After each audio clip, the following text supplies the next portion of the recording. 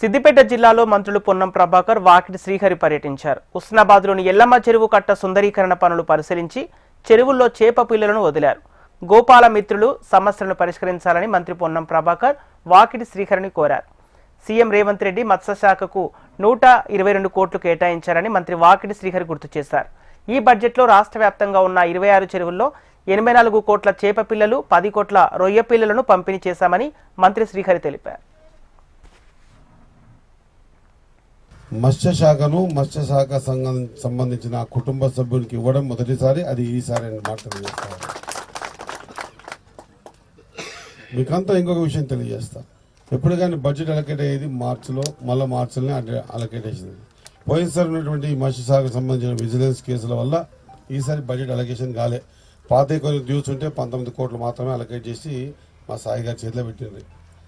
ఆ తర్వాత నాకు శాఖ ఇచ్చిన తర్వాత మొదటి క్యాబినెట్ మీటింగ్ 10 రోజుల్లో ఉంటే ఆ 10 రోజులనే నేను ముఖ్యమంత్రి గారిని, క్యాబినెట్ మంత్రులందరినీ కూడా, సహచర మంత్రులందరూ అడగడం జరిగింది.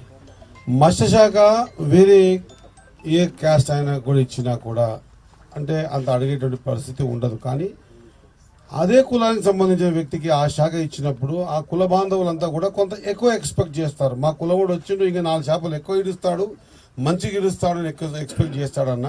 మరి గిట 19 కోట్లు అయితే ఎట్లయితుంది? ఈ ప్రతిసారి 50-60 కోట్లు ఇస్తుంది కదా, అట్టెట్టవుతుంది. ఇప్పుడే బొమ్మ పిల్ల చేపనైనా కూడా మనం పట్టుకుంటే జారిపోతుంది, కానీ వాకిటి శ్రీగారు పట్టుకుంటే జారిపోకుండా పట్టుకుంటారు. ఆ విధంగా ఈ గోపాలమిత్ర సమస్యను కూడా మీరే పట్టుకొని ఆ సమస్యను పరిష్కరించాల్సిందిగా సహచర మంత్రిగా, ఈ ప్రాంత గోపాలమిత్ర కుటుంబ సభ్యుడిగా, ఎందుకంటే వాళ్ళ కష్టం నాకు తెలుసు కాబట్టి వారి సమస్యను పరిష్కరించాల్సిన సందర్భంగా కోరుతా ఉన్నాను. అదేవిధంగా గౌరవ ముఖ్యమంత్రి గారు, ఉప ముఖ్యమంత్రి గారు, క్యాబినెట్ అంతా కూడా చేప పిల్లల పెంపకానికి సంబంధించి గతంలో కొంత పొరపాట్లు జరిగినాయి.